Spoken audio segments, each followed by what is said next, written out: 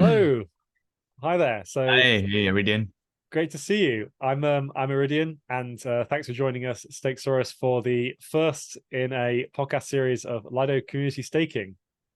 Now, this isn't going to be focused just on specifically on Lido. It's just going to be a general conversation about your experience with solo staking and what it means to you and any challenges you faced and things that you've enjoyed about it. So, quick introduction about myself. So, I'm Eridian. I'm coming to you today as a capacity as my Lido Community Lifeguard, which is just someone who's a staking enthusiast that wants to talk to the staking community and learn their thoughts on staking, solo staking, and hear about what they think on Lido. So over to you. Could you introduce yourself? Awesome. Hey, and thanks, Eridian. Thanks for having me on. I'm very excited to be sharing my journey. So, my name is Samuel from Stakesaurus. So, we help people, individuals, get started with their own home-based Ethereum validator nodes. In doing so, we are building a community of solo node operators, a grassroots community, here in Southeast Asia. So, I actually don't have a technical background, so I learned everything on my own. I spent close to 1.5 years since the start of since the start of the beacon chain, which is the end of 2020, right? And I spun up my first validator node in my home in January 2022. Wow, that's great. Yeah, it's interesting when people come from these non-technical backgrounds and then get involved in staking. I found that's how I got involved, particularly with the beacon chain launch and then the merge as a catalyst for that. It always felt that mining was more technical and staking seemed less technical, which was interesting for me. But that's great, and seems to be like a growing community in Southeast Asia as well, the staking community there. Yeah, definitely. I think we are still very underrepresented for sure. I think in Singapore there's like, I don't know, I think 100 nodes, right? And they're running at home, right? So validating nodes, I think even less. Personally, I know 5 other people who know how to set up their own home setups. But aside from that, we do have some B2B players, similar to the likes of Blockdaemon and Figment. So the ones I know off the top of my head would be like RockX, Stick With Us, and a couple more. I just don't recall the names. Yeah. Yeah, but Yeah. on the grassroots level, there's not many of us here. No, but that's great. It's nice to be part of a small growing community sometimes. So that's really important. Yeah. So thanks for that introduction. Then, so let's talk more about your specific setup and what it's like for you to be a solo staker or a home staker. So, what's your, I guess, like, how did you get started, and what's your hardware setup? Like, how did you actually get going? So I'm a bit more paranoid by nature. So I started reading through like online documentations since 2020, right? But what I settled on, of course, I went through the whole process of like I explored Rocket Pool, I explored like some other options, right? But what I settled on was to go full vanilla, right? Even on the hardware level, I tried to source different components from different suppliers so that there's a very low chance of supply chain risk here. So I initially started with an NUC kind of form factor, yeah, and I run the validator client, the beacon node, the execution layer client, all in one, right? But over time, or in more recent months, what I've done is to upgrade my hardware itself. So I'm now running on the AMD form factor, right? Slightly bigger, but I think it's a lot more stable. I started to separate the beacon node and the validator client into different devices, and then I started to incorporate redundancy in my own setups as well.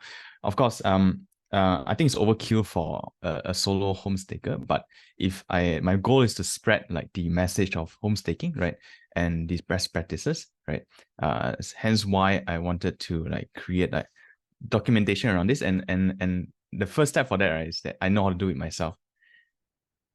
Yeah, that's great. I appreciate you speaking to someone who did a similar thing and set up a lot of overkill and redundancy, not necessarily like hot failovers, but just redundant hardware, just so I could run it and understand it myself. Yeah, yeah. So I appreciate that a lot of the audience watching this won't be at that level, and I don't want people to think also that that's a requirement at all. There are lots of alternatives where you can buy ready-made hardware. DAppNode, for example, you can buy just a machine and plug it in and connect with your phone, and it works. Yep, So yep. there are lots of options between complete vanilla, do everything yourself, all the way down to buy it out the box. And all of them are completely valid and have their own risk reward profiles and cost and various things. So that's the great thing about particularly staking and crypto in general, is that it's permissionless. You can do it however you want. You can participate in many different ways, exactly. and even down to the hardware that you're using. So that's great to hear. Okay, so it sounds like you're using, as you said, the vanilla clients as well. So not just the hardware itself, but the actual software that you're running is just the direct clients. Yes. So I try to stay close to open source as much as possible. So starting from key generation, I like to build it from source. And otherwise, at least I download the official binaries, and I check it against the checksum before I start using them. Basically, I'm just more paranoid in general. And I try to run minority clients as much as possible. Of course, I started with Geth and Lighthouse, like most people would. But over time, as you learn more about how this works, you naturally start to feel like, hey, actually it's very dangerous to stay with majority client, because if there's a crazy bug that somehow happens on Geth, right, touch wood, then there's a real chance that you can lose a big chunk, if not all of your ETH. Yes, if it's a super majority client, yes, but that's not the huge risk. In general, the reason we're talking, just for some context around these, the client diversity is that with the chain, there are lots of different clients you can choose for your execution, your beacon layer. And if everyone's using the same client, if 89% of people are using Geth, then if there is a problem with that client, it could lead to slashable offenses and other problems. It's incredibly unlikely, but it's something to be aware of and something that people should look into, not to be scared of, but just so that they have a bit more information. Now, so with that, the mantra of crypto being like, don't trust, verify. So checking things, checking what you're downloading, and doing those checksums. That's all well, well and good. It's what people should be doing if they want to have those extra levels of trust. But the community's building up around that. So like Dapnode, I said, they provide hardware, but they also provide open source software. And that's great because then you can have the validation of this open source software and at least have the ability to check if you want to, and download the packages that way. So there are, and that's a GUI, that's a UI where you can just like click around and say, I want to install this client. So those are some of the spectrum. I use both. I do what you do. I build from source, and I use Dapnode on multiple machines. So they're different experiences, some more technical, some not, but there is a solution for everyone, I'd say. Yeah, definitely. Yeah, I think as long as it's open source and you have sufficient eyeballs on it, and given that you're not technical, of course, and you can't physically or manually, personally audit the open source code, you really need to rely on the amount of eyeballs that have gone through the same code, right, for you to have that level of assurance. Yes, and that's a great point, is that particularly for someone that can't read the source code themselves and actually like understand every change request that's been made and every pull request, to just be able to say like, okay, well, I'm using Dapnode and that is open source, and these are the trusted packages that are used by everyone else, and at least there are technical people who have looked at them because it's open source. So those are the kind of things that people can consider when they're looking at what staking packages and applications they want to use. Okay, great. So diving in a bit deeper then, that was solo staking. It's quite a technical and quick overview for people that may not know a lot about solo staking. So these conversations won't all be like this. Different people I'm interviewing going to be non-technical or just part of the Lido team and just talking about their views on solo staking. This is a slightly more technical conversation we're having. But if anyone does want to learn more about the basics, I'd recommend going to ethstaker.cc. And looking at the ETHStaker documentation. It's the best place to get started and to learn about all these different communities. Okay, great. So let's take a step further then and talk about a specific technology that is coming and making a big difference to the staking community, which is DVT. So firstly, have you heard of DVT before? Yeah, definitely. Okay, great. And have you used it, as a follow-up question? Yeah, so I've been testing it out. So with SSV in particular. So I've not used it in my own setup yet. I don't think it's on the public mainnet now even. Not quite yet. Yeah. But I've been trying it out on testnet. I can't say I'm fully proficient with it yet, but yeah, soon I'll be able to write some documentation on it and get like my community to be familiar as well. Okay, so just take a step back then to explain to people that don't know what DVT is. So DVT is distributed validated technology. And the simplest way to describe it to anyone that doesn't know what it means is that a validator today is similar to a single wallet, like something on your ledger where you just sign a transaction and you say, yes, I want this to happen. Now, your validator does that for you all the time because it's saying, yep, I believe this attestation. I'm going to sign this. Oh, there's a new block that I'm supposed to propose. I will sign this block and say that this is what I agree to and submit that to the chain. So that's how a normal validator works. Now with DVT, what you do is you essentially create a multisig. DVT is a way of creating a multisig for a validator where you have a threshold agree on the same thing. So with a multisig wallet, you could have a 3 out of 4 signatures where you just need 3 people to sign and agree on the transaction, and then it will be able to be submitted. It becomes valid. Similar with DVT, if enough people reach the threshold, if it's a 3 out of 4 cluster, then if 3 people are running and agree to what's being signed, say a block proposal, then it will go through.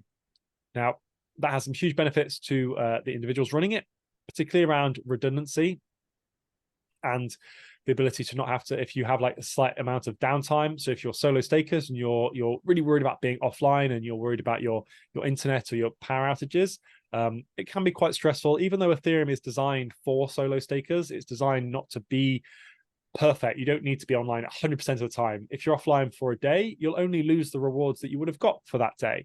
The equivalent rewards will be taken from you. So it's not, slashing is a scary word that people use, but that's misnomer. It's not, you don't get slashed for being offline. So but it does have this fear associated with, if you have a validator and you start missing attestations and you're offline, it is disconcerting. It's not a nice feeling to be offline. Whereas with DVT, if you're in a cluster of 3 out of 4 or bigger clusters like 7 out of 10, then if you're offline and someone else is offline, the validator itself still keeps attesting, still keeps proposing blocks without any downtime at all. That can also help with things like if you want to upgrade your hardware or upgrade clients, all of those things can be done essentially with 0 downtime to the validator, which is amazing. So that's what DVT is in a nutshell. I recommend checking out some more information about DVT if you're interested. The major players at the moment that you can get involved with are Obol and SSV, as you mentioned, and they both have public test nets that you can go join and play around with, and they'll be coming to mainnet fairly soon, which is why we're having these discussions today, because it goes from being a interesting thing we can talk about as a testnet to something that is happening right now on mainnet. Yeah, and what's interesting, I think, about DVT is also the fact that you are able to split the 32 ETH requirement that you require to spin out a validator into, say, like 4 components. So 4 friends can come together and put up 8 ETH each, right? And form a squad, form a DVT squad. Enjoy all the redundancies and all that benefits, right? But on top of that, it lowers the financial barriers to entry for home stakers as well. And the cool thing about that, and we'll talk about that a bit more, about the Lido community staking modules and what their plans are in the future, is that it lowers the barriers to entry because it lowers the trust requirements, essentially. So you could split it equally. You could say, okay, now it's 8 ETH for 4 people. But you could also say, well, it's no ETH for 4 people, and I provide all 32. And this is how SSV, for example, one of the ways they work is that I could come with a validator key with 32 ETH and say, I don't want to run it myself, or I only want to run one of the pieces, one of the nodes myself. I'll also share it with 3 other people so that if I go offline, I don't have to worry, but I don't have to trust them either, because individually they can't do anything with the key share, and the chance of collusion is incredibly low. As long as the parties don't know one another. Yes, and you can select them yourself, and the bigger the clusters, the less likely collusion is, because if you've got a 7 out of 10 cluster, I know it's a nice like Prisoner's Dilemma thing of people being like, oh, well, if 7 people collude, it's like, have you ever tried to get 7 people to do anything ever in coordination? Like, it's and for what benefit? And that's the key thing. Like, for what benefit can you collude? Well, you could, the two main things to consider are MEV theft and slashing. So what you could do is, if you were big evil black hat hacker and you're like, I'm going to do something bad to Ethereum, you could Yeah. somehow get control of a validator, and then you Yeah. could propose a bad transaction, and that would, Yeah. or an invalid state, and that would cause you to be slashed. Now, how much do you get slashed? Do you know, if you're just one validator and you do something wrong I out of think your it's 32 one. ETH? Yeah, I think it's one max. Yeah, it's about one Right? ETH It's plus one. Yeah. plus One ETH, plus a yeah. little bit else. There's some other That's like, only a bit of the inactivity leakage, right? Yeah, yeah. Because it's not yeah, correlated, so it's not a big amount. exactly. So the key thing there is just says is the correlation. So if you're just one person on your own and you make a mistake, like it is still, you know, a one ETH is a lot of money, but it's a proportion of your 32. It's only one ETH is slashed. Now, if you can have a coordinated attack where you have percents of the network, like 2, 3, 4, 5, 10, 20% of the entire network slashed in a single time frame, not necessarily a single block, but like it's a set period, days and weeks, I think. Then that's when your stake could be slashed significantly more. Now, that is only as a last line of defense against super coordinated attacks. But with DBT and the scale that we're talking about right now, that's not really a huge concern. So that's why the trust requirements do go down. Now, MEV theft is something that's quite interesting, because as a validator, you choose where your MEV goes. So MEV is to do with the fee recipient. So if you're running your validator, every time you do an attestation, you get like 13,000 Gwei or something. You get a little bit of money every 6 minutes, a little bit of ETH. But when you propose a block, if you're using MEV Boost, then you say to a relay, hey, give me a block to propose, and the relay says, okay, great, and we'll pay you this much ETH. Now, you get to choose where that ETH is paid to. You set a fee recipient address. Now, as a solo staker, you set that to whatever wallet you want, and that's great. In a DVT cluster, you all have to agree on the same one, because that's what you're going to be signing for. And there is a possibility that if there was collusion, you could collude and have this MEV stolen, because you could say, oh, well, if it's normally like 0.1 ETH, don't do it. But if it's one of those miracle blocks, if it's a 500 ETH block, then steal it. Yeah. Again, that comes down to coordination. So even though that is on paper technically possible, the coordination of doing that is incredibly difficult. Interestingly, there's some nuance around that that I was discussing with the Lido team around their staking ideas. What if someone did it by accident? How could you tell if someone sets the fee recipient address wrong, because when they're setting up their validator and they join a pool or they join a cluster, does that immediately mean they should be kicked out forever? They should have everything taken from them, or what? Because people can make mistakes. So it's not as black and white, even though you could say it's on chain, it's verifiable, they made a mistake. Yeah. It's but then again, there's no way to prove that they honestly made a mistake, right? Exactly. So that's why you get into the more like strike system around, like, if you make a mistake once, like, you know, at the start, then that's a bit more understandable. Right. If you make it 2 or 3 times, then there'd be great. Yeah, I think that's fair. It's more forgiving than the slashing mechanism today. Yes. Where if you honestly made a mistake by spinning up like 2 instances with the same keys, and then you also get slashed. Yeah. Yes. But that's a good idea.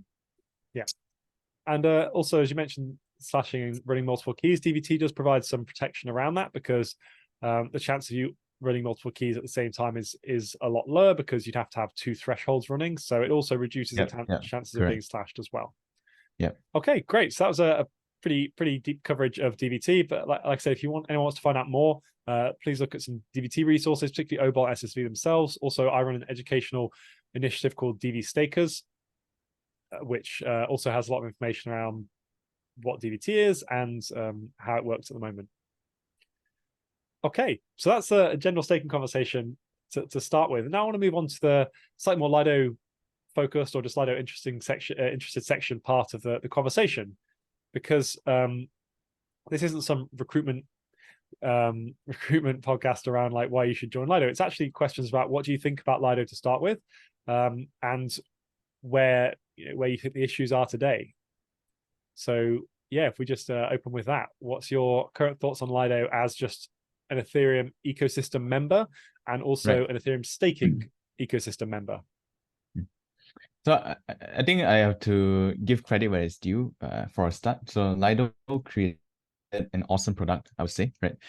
In a time where getting access to stake ETH as an asset class was very difficult for non-technical people. For example, I started generating yield myself on Lido, right? But unfortunately, the connotation nowadays with Lido is that it's become almost too big to fail, right? Where there are any mistakes that happen on the Lido level, right, would inextricably be affecting the Ethereum network as well. Yeah. So that's my two-sided view of it. On one hand, you can't really blame Lido themselves for getting so much of the market share because it's supply and demand at the end of the day, right? If you create a good product, that people will want to use that product. Yeah. So and I guess in line with the current sentiments, right, that there's two ways that I feel that this can be solved, right? And it's not an easy way. It's not just passing a governance proposal and that's done. Because it's easy to say that you commit to like not having more than X% of market share when you're not even close to that market share. So it's easy to be like virtuous when there's nothing at stake, right? But for Lido, they're a business, right, at the end of the day. And the people holding the LDO tokens, they are kind of like owners of Lido themselves, right? So they will want to maximize their own incentives. So we can't depend on people being altruistic. Yeah, the incentive mechanism needs to be designed around the behavior that we want to see. So I feel that like for one, right, the other projects need to really step up their game, right? Create a better product that can compete with Lido. That's for sure. Yeah. And on the other hand, on the staker side, right, more education is needed. There is a big risk by going with a supermajority staking as a service provider, right? But many people don't even know what kind of risk is there, right? First of all, like smart contract risk for one, correlated downtime, all this, right? Can wipe out all of the, not only the yield that you've been farming for like a year, 2 years, 3 years, right? But even like slashing of your base capital itself. So as more people understand the risk, they will start to shift their mindset towards, okay, do I really price convenience at such a high premium, or do I want to be a little bit inconvenienced in exchange for higher security, higher assurance that my capital will be protected? Yeah, that's a great summary. Thank you.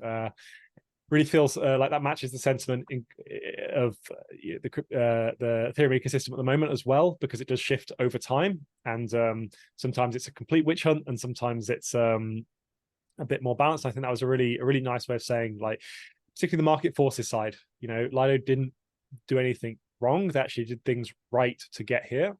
And the point I'll just touch on, additional to what you've just said, is that while Lido is a large percentage of the network right now, I think like 32% of all the stake at the moment, even if they're acting selfishly, like you said, LDO holders in their own interest, it's not in the interest of LDO holders to become 99% of the network necessarily, because the network itself, the value of Ethereum is the credible neutrality and the decentralization. So the question is, like, how do you balance those two? If it becomes too big and then Ethereum has these existential risks, then that actually lowers the value of Lido. So it's an interesting market force that you don't necessarily have in, say, like TradFi or Web2 worlds. Like Google does benefit from being the biggest search engine in the world. It doesn't lose out every time it gets a little bit bigger. It gets exponentially better. Whereas crypto economics don't quite work like that. So it's a different model. Yeah. I guess there is still some economics of scale by having the largest TVL, that's for sure. Yes. Right? But I totally agree with you. Yeah. Sorry, go ahead. Deep liquidity being the main thing is that you talk about risk tolerance and why would people join.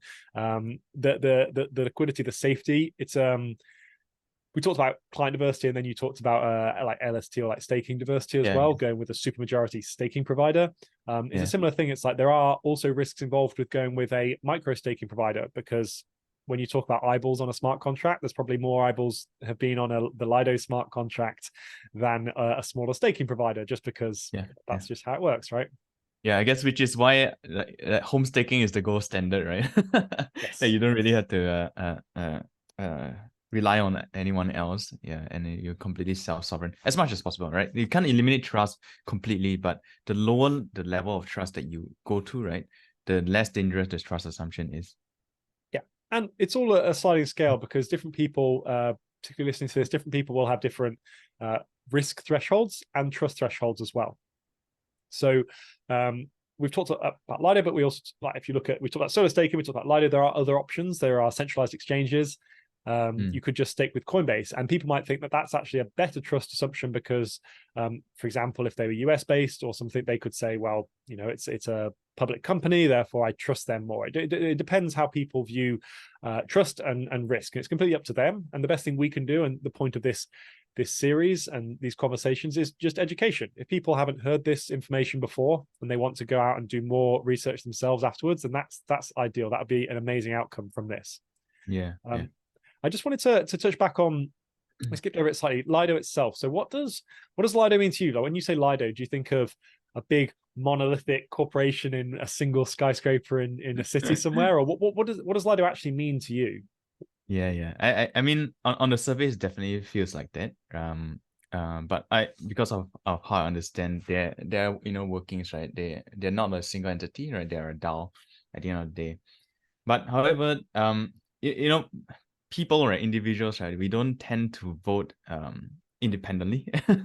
So governance wise, right, it does still feel like a single entity, because the governance votes that matter, sometimes there's just not enough like diversity in opinion, right? It's like overwhelmingly to one side, overwhelmingly to the other side.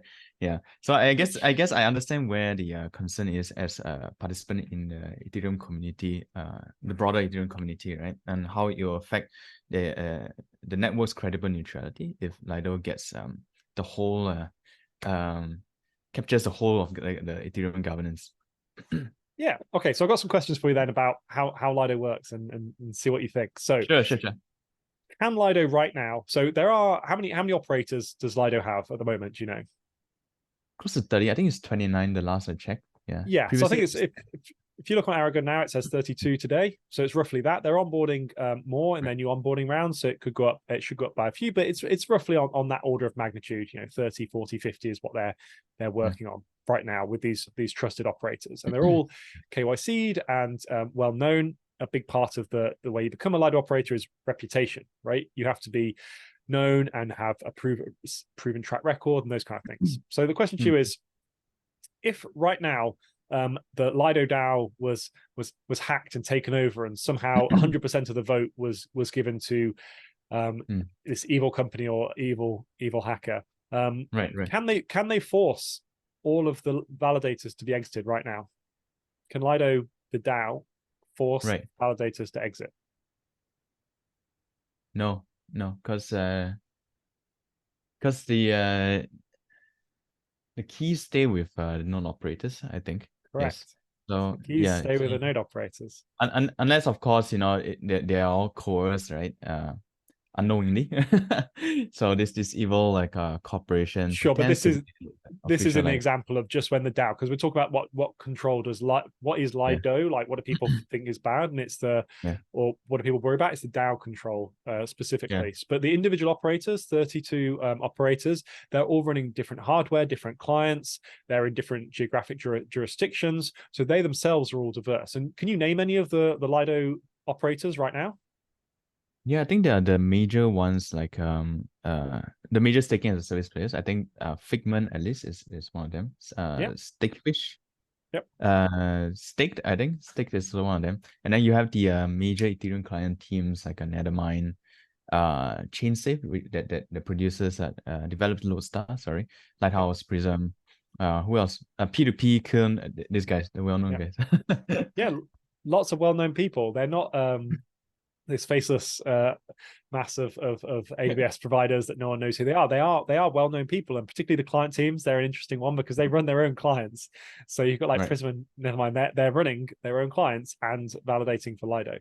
So that's just to put a bit more of a face to what Lido is. You've got the Lido DAO, which is a bit nebulous, and it is a bit like, well, who's voting? And as you said, the votes seem quite coordinated sometimes. Not necessarily a bad thing. If there was complete disarray, it would make it very hard to govern. And doing everything by committee, where if every decision being proposed was like 50-50 winning by 1 or 2 votes, they'd probably that doesn't make them necessarily very good proposals if they're so if they're Yeah. always on the No, fence, definitely, right? yeah. So the Yeah. team should be proposing things that are overwhelmingly good, as that's why they should be being proposed. So that's why it can look like that sometimes. But yeah, the actual teams themselves running it, these operators, they can't be forced right now. They can't be forced by Lido to do anything. They run the keys. The only thing Lido DAO could do is stop giving them new validators and withhold the rewards from their work. But they couldn't. Smart contract. Yeah, they couldn't actually force them to withdraw the validators. Now, that may change in future due to Ethereum network upgrades. So nothing to do with Lido itself, but there's a 7002, I think, the EIP, the withdrawal address triggerable exits. That could lead to Lido, the contract, being able to trigger exits and force validator withdrawals. Now, that changes the entire risk landscape and the trust landscape of the Lido operators.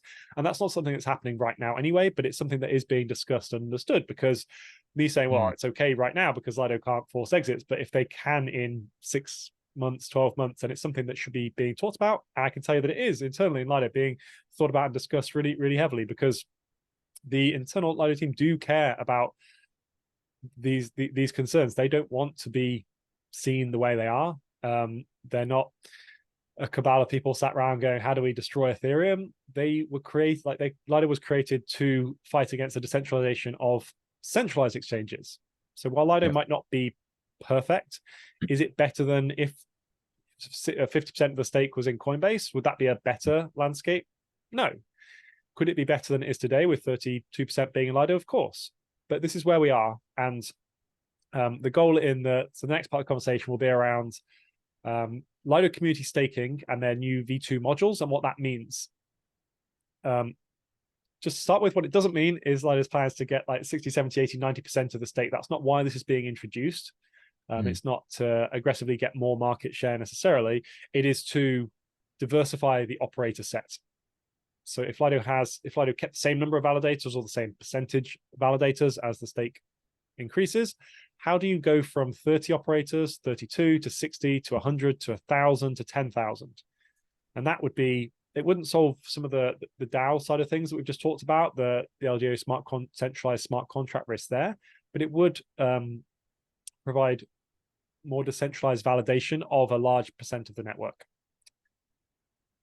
Okay, so first question then, do you know what Lido V2 is and what Lido modules are?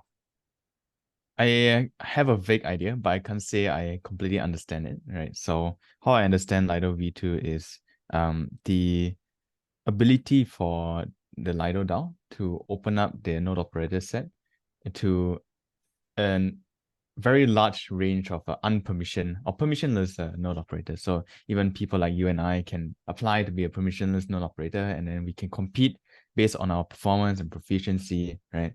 And then the modules, right, would be something that connects like me as like a Stakesaurus node operator to the Lido DAO that distributes or allocates to us some ETH, some validator keys for us to run on behalf of their users. Yeah, that's a great summary. Yeah, so it's very much like that. It's a way to open up the operator set, and the modules themselves will be permissioned in the sense that they have to be presented to the Lido DAO and say, this is my module design. And so Lido now, if you think of Lido in its current format, in its V1, it's just one big module. It's just one module where it's all permissioned operators join. Now, a new module could come along, and this is one that the Lido team are working on right now, the community staking module, where you could solo stake and you could say, hey, I want to join Lido as a solo staker. Think of like Rocket Pool. It would just be like a module, and it would be like Rocket Pool. And you would come along with your bond, and you would say, okay, well, I've got all the hardware. I want to join this permissionless operator set. So you would come along with your bond, maybe 2 ETH, for example, and you would stake your 2 ETH, and it would be a staked bond as well. So it would be very capital efficient.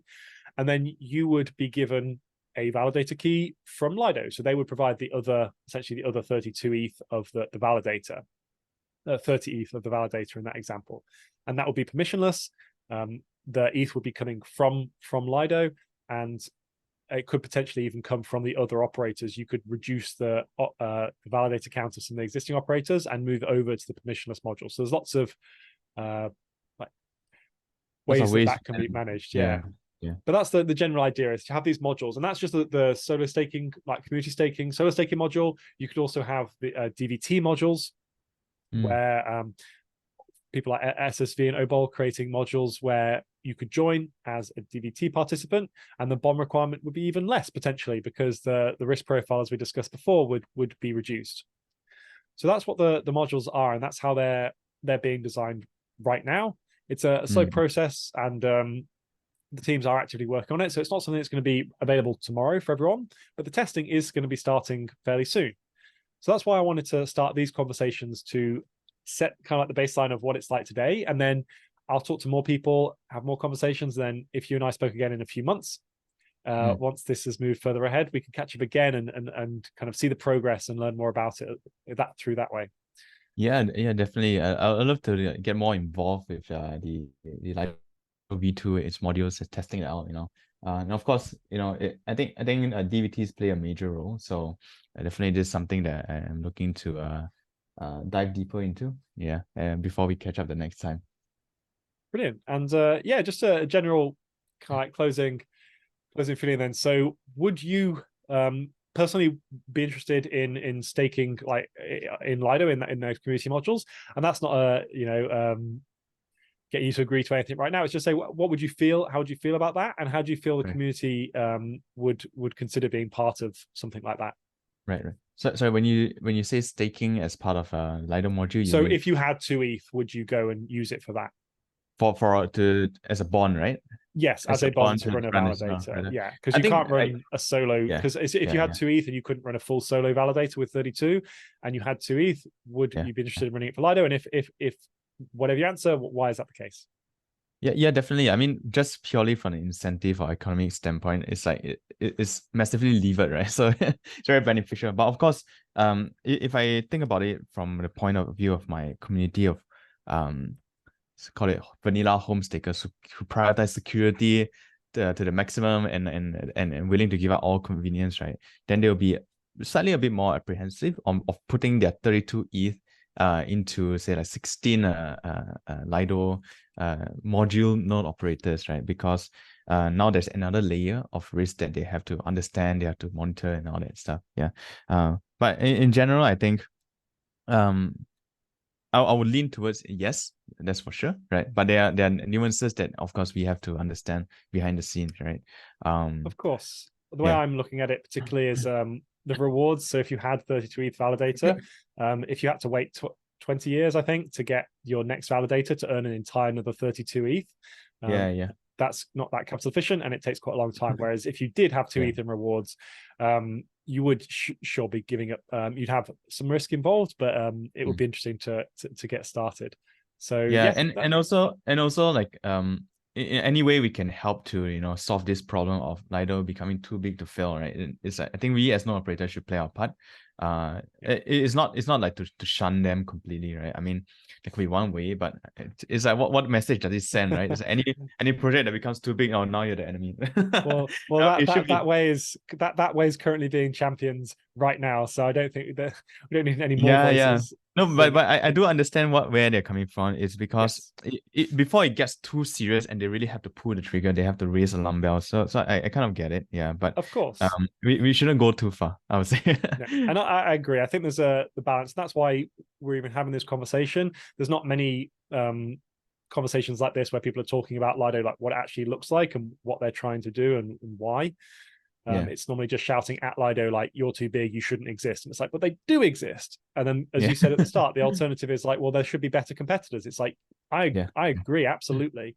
And I'm all for other providers. I run staking.directory, which is a resource that just lists every staking provider, and Lido is one of the 40 on that list. But people should pick the one that's best for them, and they should at least have the options. Now, this is, as I said, the first conversation that we're having. I'm also working on a blog series, this Lido community staking series, explaining in a bit more technical detail or just a bit more like step-by-step detail how Lido works and what it is. But the key thing to take away from all of this is not to say like, yes, let's get Lido more stakers or more operators, or even do a thing like, it's a bit like solo staker washing. Imagine if Lido was like 99% of the stake was held by these professional KYC'd AWS operators, and Lido had a few hundred solo stakers. And then all Lido said was like, yeah, we've got more solo stakers than anyone else. And it's like, I mean, technically you could, but it would still, in that case, not be good for Ethereum. So I'm also careful to say that that's not the plan either. But if we could decentralize the operator set, so right now, if Lido have 200,000 validators or something like that, if that's run by 32 operators, if that same 200,000 was run by 20,000 operators, even if the number didn't change of validators, but the operators increase, and that is a net benefit to Ethereum and to the solo stakers, people that couldn't participate before. Yeah. And I think it's like, if the STE, the holders, right, also form part of the governance, right, eventually, right, then it kind of solves this governance problem, because then Lido will be just the middle layer. It's like a SaaS, software as a service company that enables solo stakers or any other staking companies, right, or any other node operators. I mean, yeah, and that's the dual governance proposal that's currently being reviewed and read over by the discussed. So it's and that as you said would potentially solve some problems. It could create others as well, because there's no perfect solution.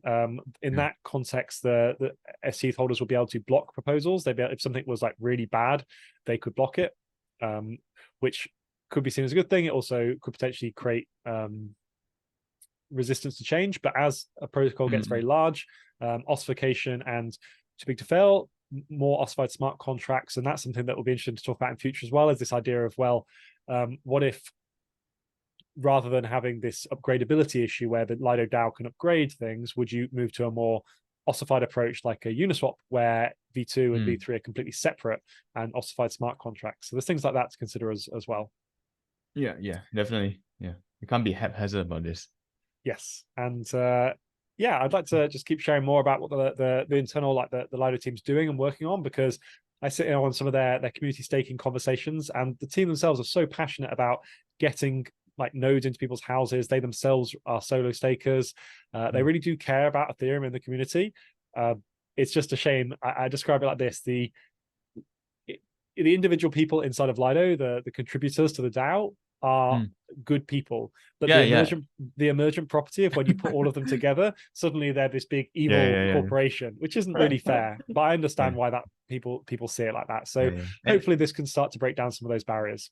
Yeah, and we have to look at their actions, right? If they were really trying malicious, right, and trying to like capture as much governance as possible, right, then they wouldn't bother with this V2 modules and speaking to us, node operators all around the world. Yes, and an interesting counterpoint to that is the vote they had, that was the should we self-limit vote, and they voted 99% to not self-limit, and that could be seen as anti-Ethereum, right? They should have self-limited. If they cared about Ethereum, the whole conversation we've just had about supermajority, if they cared about Ethereum, they should have voted yes. But what if they do care about Ethereum, and if they'd have voted to self-limit, and then all of that stake had been directed to centralized exchanges like Binance and Coinbase and things like that, would that have been pro Ethereum to have more centralized exchanges running it? And that's the nuanced argument that is slightly lost. So hopefully we can bring more of that to wider public attention by having these conversations. So thank you very much, Sam. Really appreciate that. It was a great conversation. Thanks again for having me. Likewise, man. Yeah. Likewise. And if you have any resources to share, we'll put them in this will probably go on the Lido YouTube, so we'll put this in the description there as well. If there's anything you'd like to share to your community and the educational resources you've created, that'd be great to share as well. Yeah, definitely. I'll send you some links to share. That'd be great. Thank you. All right, man. All right. Thanks, everybody. Bye. Thank you. Bye. Have a good day, man. Bye.